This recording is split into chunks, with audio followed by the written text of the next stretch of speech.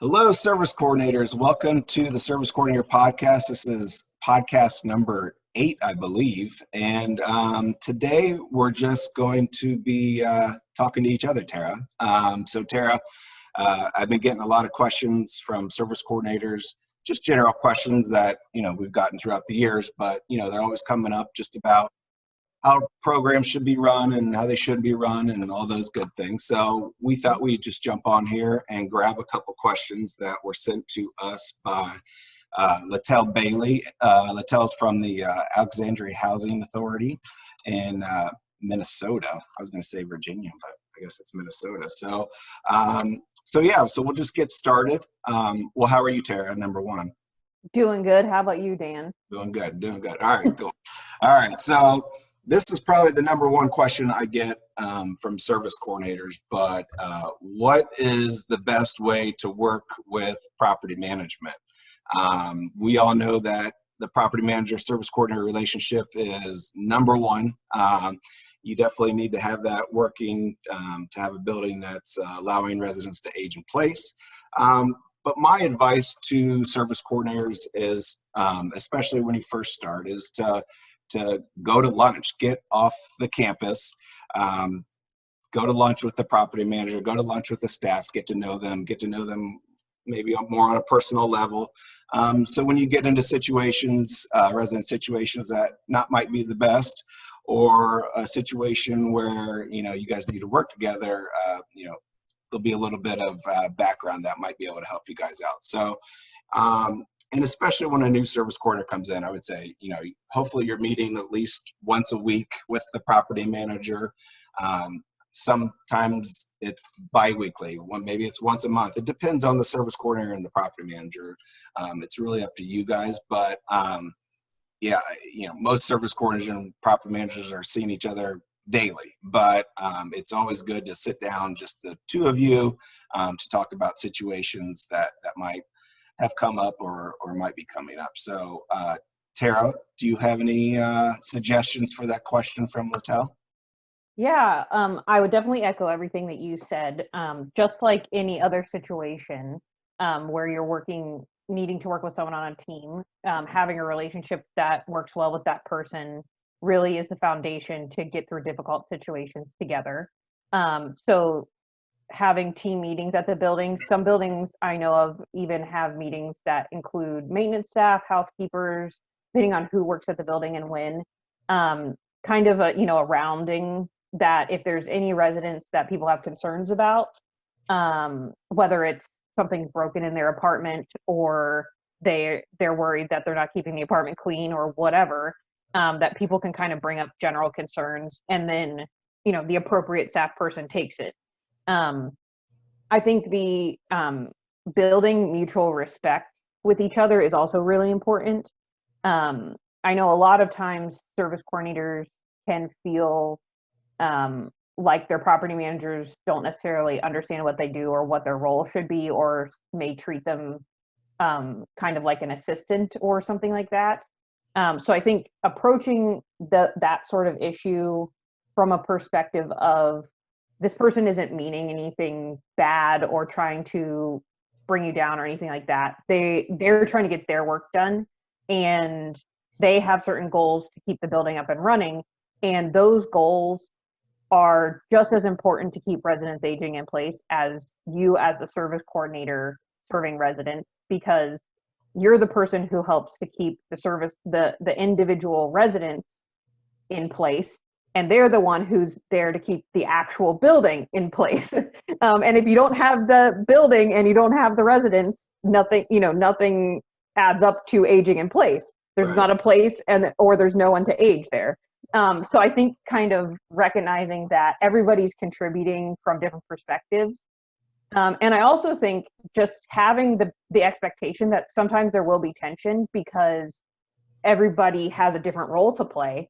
And sometimes it takes some creativity and collaboration to figure out how we make it a win for the resident, a win for services, and a win for property management to be able to collect the rent or get the unit turned or whatever it might be. So figuring out how you can talk with the property manager in ways that they understand you're trying to give them support, but within your role, and vice versa, asking them to do the same for you and thinking of yourselves as a team. Whether that, some buildings I know, property manager might be the supervisor of a service coordinator. Sometimes there's a separate supervisor for both team members. Regardless of reporting structure, you have to be a team with the other people who work at your site, or it's not going to ultimately be great for residents to live there. If the site staff is not acting as a team, residents are going to know that, and they're going to have a less great experience at your site. So viewing your property manager as a team member and, having respect for them, treating them professionally, building your relationship with them so that you can, when it gets time to help serve a resident that needs a lot of help or is at risk for eviction or whatever, that you've already built the relationship and respect for each other, that you can trust that each person's going to do their job to help that person out.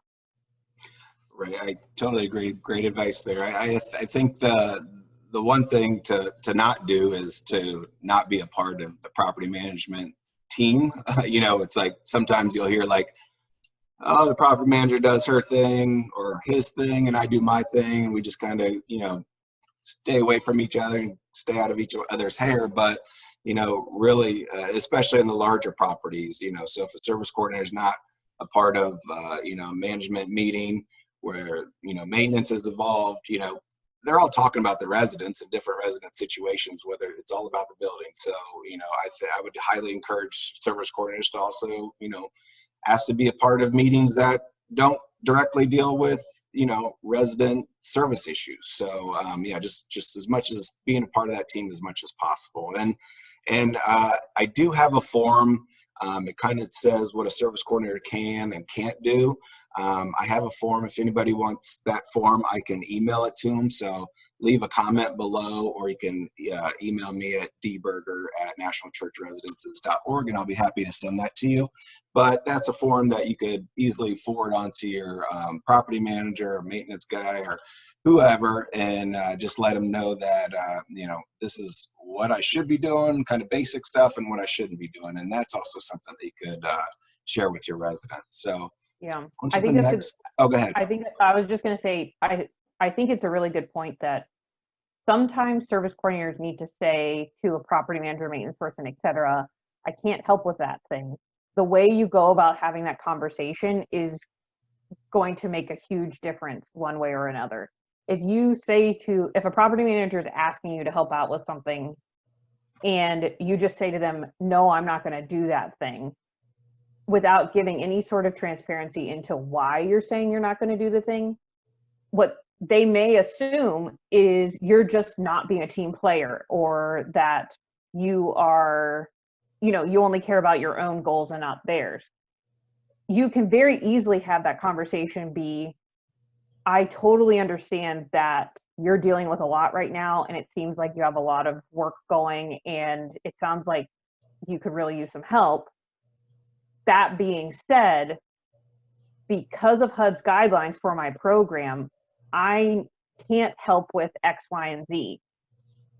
I am allowed to help with these sorts of things. Is there anything on the list of things that I'm allowed to do within my role that would be helpful for me to do for you or with you?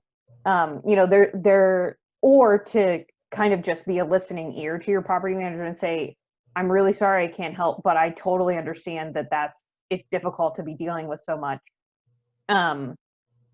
So, trying to come at it from a perspective of being understanding and empathetic, just like you would for residents, the same type of customer service you're giving to residents, you can give to your teammates.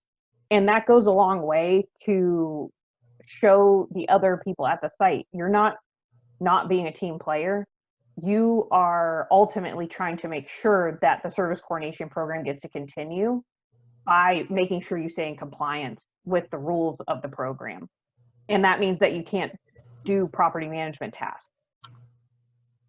So I think explaining that context helps a lot. Right. And I would just say, don't ever assume that you think the property manager knows what the service coordinator should be doing, because a lot of times property managers are so busy, they just, oh, I got a service coordinator, great, another body in the property to help me out with the residents. They don't always know exactly what you should be doing, what the service coordinator should be doing. And that goes down to the rest of the staff as well. It goes down to the residents. So yeah, send me an email or leave a comment and I'll send you that form. So another question we get a whole bunch is, how do we get residents to participate with educational wellness programming that the service coordinators bring in? I always say, you see if that agency or provider can, bring food. Hopefully it's, some healthy food, not donuts, but if they could bring in food, games or prizes, any kind of little giveaways, anything like that, as much as that's probably not the best advice in the whole world. It is what it is. I mean, I think if a service coordinator is more proactive in their community and out and about and really getting to know those residents, I think participation levels will go up. So I think it's about that service coordinator, putting themselves out there and really getting those residents to, really start participating in the community. And that starts with, these different programs that they bring in. So Terry, you got any ideas for that? Yeah. Cookies? I think what you're getting at with your advice is people want to go to events that are fun. And you think about any person, likely, if you invited them to an educational seminar on X, Y, and Z thing that is not necessarily like the most riveting topic, even if it's relevant to you, like it's the exact information you need right then. It's probably hit or miss if you're actually going to show up to an event to just get information. If there's no hook or there's nothing that draws you in and makes it engaging. Yeah. And so when you think about how you kind of create that around programs, you're really going to have to do marketing, which is, when we think about all the hats that service coordinators wear, this is one of the hats that you have to figure out how you can put on and learn about doing. So, I think one kind of big picture thing that helps a lot is regularly surveying residents to see what types of programs they're interested in, what topics they would like to learn about, which speakers in the past they enjoyed, what times of day and days of the week they're free to attend, and also if they would like to volunteer to help at all with setting up, tearing down, organizing programs, etc. There's a balance here, right? The more control over programming you give to residents, the more you may get into some of the, the drama that can happen with residents as well. But giving some ownership over community events to resident council, if you have one, to just in general, the residents, whether it's taking their suggestions, asking them to help organize events, etc., the more that they'll feel ownership over those things and potentially want to participate and invite their friends to participate. So I think that that's one thing, is making sure you know what people want and like logistically when and how they would like to participate. And then I think after that, when you think about individual programs, having flyers that are eye-catching, that talk about fun things, if you can get a donation of something to raffle off or to give a little, logoed something to people when they're participating. But even doing stuff like maybe there's one big prize and you have to fill out a participation bingo card in order to be entered to win. Even if you don't have a ton of donations, you can kind of either in some sort of game sort of way, give people, like a education and wellness passport that when they've gotten so many stamps, they get to pick something from a prize box, or, like it can be a fun and exciting thing. And so that even if the topic itself is not necessarily the thing the person's interested in, or that it was originally a somewhat dry or like less engaging thing to participate in, that they're having fun doing some sort of activity surrounding the program. And that is another thing that I think is really helpful.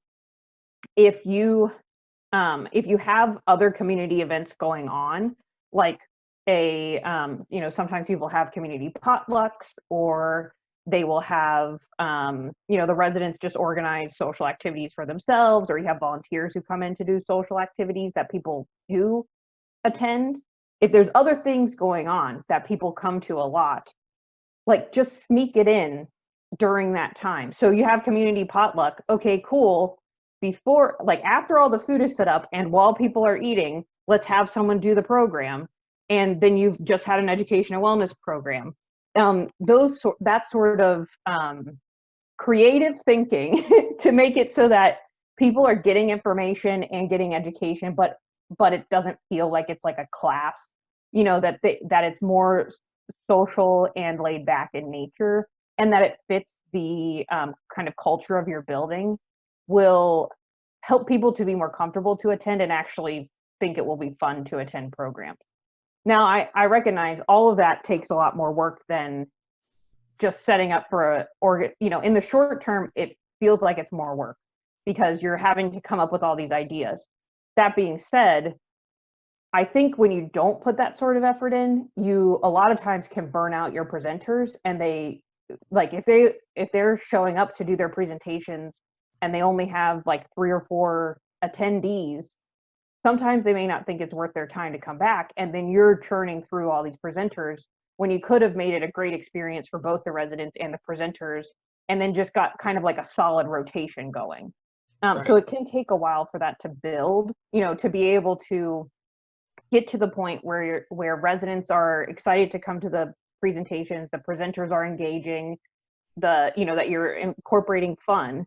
But I think it's worth doing that work, because in the long run, you can sometimes get it to the point where the programs are kind of running themselves. And so you're just having the same presenters back and doing the same fun activities at the same time, because that's what the residents want. And they're just switching up the topics each time or something like that. Right. So I think, thinking of it as if you were a resident, would you go to the program? And if you wouldn't, then you probably need to have a funner program. Something extra. Yeah. Well, that's great. That leads us to the last question, and Littell talks about that there was some construction at her property, and that some of the residents had moved out, some had moved back in, some are still going to move back in, and she was saying how she really wanted to rejuvenate the service coordinator program. And so you and I were talking about that before we got on here, and I think another thing we see a lot with service coordinators is just not having that confidence in, hey, it's your program. You're the only service coordinator at that building 99% of the time. It's your service coordinator program. Make it yours. Figure out what the residents want. Figure out what the residents need, and tune that service coordinator program towards that. And be confident when you go to the property manager and say, hey, this is what I've learned from the service coordinators or from the residents. This is what I'm doing with them. How can I help you out? How can we help each other out? I think it's just when service coordinators sit back and they wait for residents to come to them, they wait for the next, tornado to come down the hall. That's when situations arise where, service coordinators get distressed or whatever. So my advice would be to, just always own the program, whether it's bringing in a speaker and, you want to put on this event, do it to your best of your abilities, and don't think that don't second guess yourself is what I'm saying. So yeah, it's your program, and make it yours. And I think if you're doing the right thing, you don't need to be second guessing yourself. And sorry about the dogs barking. They see some stuff outside. So, so what do you think about that, Tara? How could a service coordinator, kind of rejuvenate their program? Some service coordinators been around for 10 years. They probably got their whole office is filled with, more knickknacks than then they're in their homes. And so what, how can a service coordinator kind of rejuvenate things? You know, there's turnover with the residents. So, you know, why not turn over your service coordinator program a little bit too? So what are your thoughts on Yeah. that? And I'm going to mute Yeah. So my one of my favorite resources, which you know it's one of my favorites because I literally printed it and made it into my own little booklet. So service coordination nerd alert, comment below if you're also a service coordination nerd.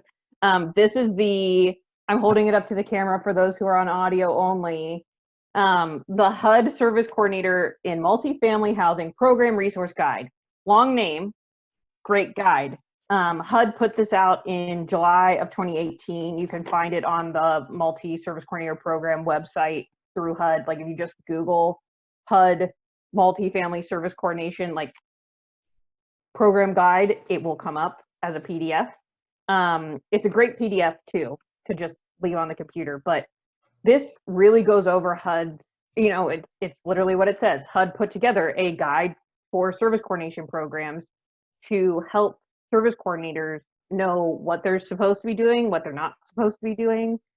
And so if you're in a situation where maybe you're a newer service coordinator and you're like, I'm not sure if I'm doing my job right, and there aren't any other service coordinators around me to tell me if I am or not, this guide is a very good kind of like blueprint for the program. It gives a lot of great information about kind of like the basics of how to set up a service coordination program while still leaving room for your own personal touches. And I think that what Dan's bringing up is a huge point. Whether it's 1, 2, at most maybe 3 service coordinators, there's not typically, you know, a person telling you how to do the program other than like HUD and a quality assurance provider maybe saying like, hey, this is how closely you're matching HUD.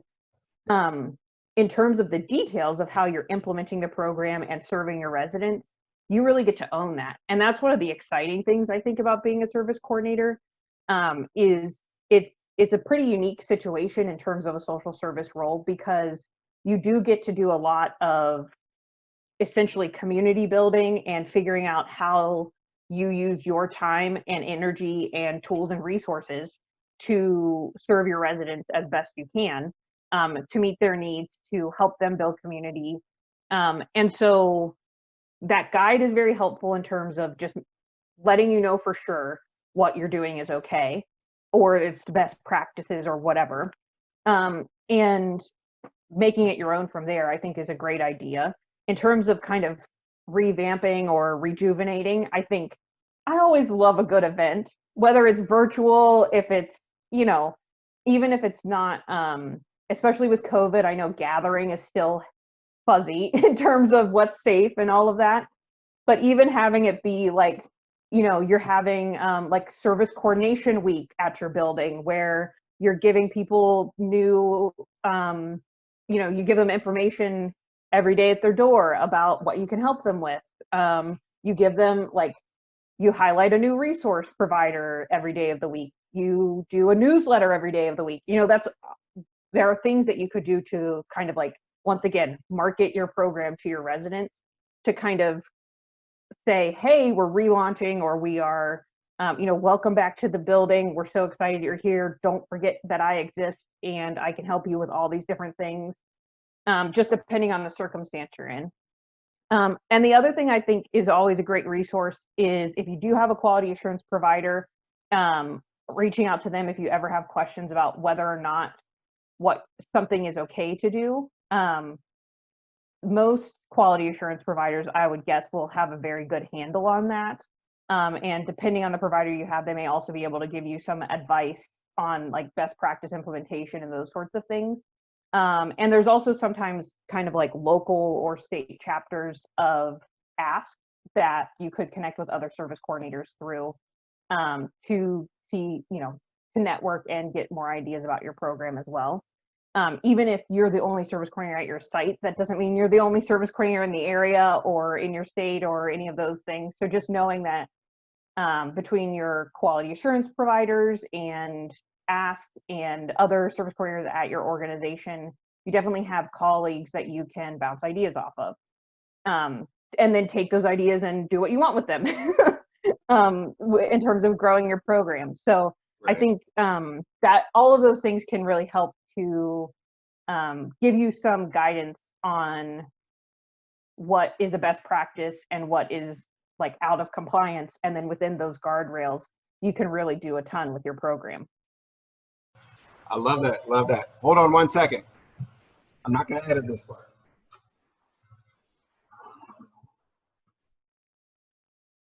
Wonder what's happening here. There's a lawnmower outside.